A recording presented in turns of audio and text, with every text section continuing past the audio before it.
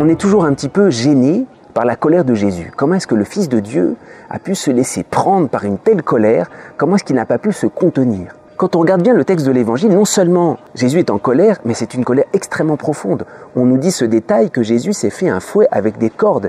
C'est-à-dire c'est une colère qui a pris son temps. Jésus, c'est comme s'il ne voulait pas lâcher jusqu'à ce qu'il aille jusqu'au bout. Il prend son temps jusqu'à ce que le temple soit purifié. Alors, quel est le sens profond de la colère?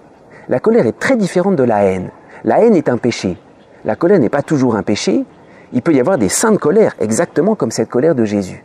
La colère, elle est toujours face à une injustice, mais une injustice portée, j'allais dire, dans notre chair. C'est pour ça que la colère dévoile notre vulnérabilité. La colère nous trahit. Quand on se met en colère, c'est quelque chose qu'on porte en nous-mêmes et on n'en peut plus. C'est pour ça que quand quelqu'un a dit une vérité sous le coup de la colère, il ne peut pas dire après « Ah, en fait, je ne le pensais pas ». C'était quelque chose qui était tellement enraciné en lui, la colère ne peut pas mentir. C'est pour ça que la colère est un lieu de révélation, un lieu où Jésus nous dévoile la vulnérabilité la plus profonde de son cœur. Et qu'est-ce qu'il nous dévoile ici?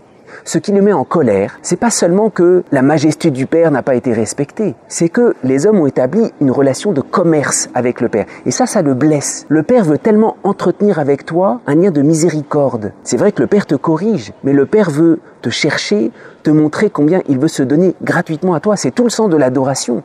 L'adoration, c'est pas un lieu de commerce, c'est un lieu où on apporte notre néant et Dieu nous répond, ou j'allais dire, on entend cette présence de Dieu, on vit de cette présence de Dieu qui n'est pas gêné par notre néant, il nous a lui-même sortis du néant, il nous aime d'un amour inconditionnel. Alors, c'est ça qui blesse Jésus. Mais comment se fait-il que les hommes d'Israël n'aient pas découvert le sens profond du mystère du Père? C'est tout le sens de l'Holocauste. L'Holocauste, on se dépouille, on met de côté tout ce qu'on a pour rentrer en présence de la miséricorde, de la bonté du Père. C'est pour ça que quand Jésus purifie le temple, il purifie toutes nos fausses idées, nos fausses représentations du Père, pour que le véritable Père, qui entretient à nous un lien de gratuité, de don pur, puisse apparaître en nous.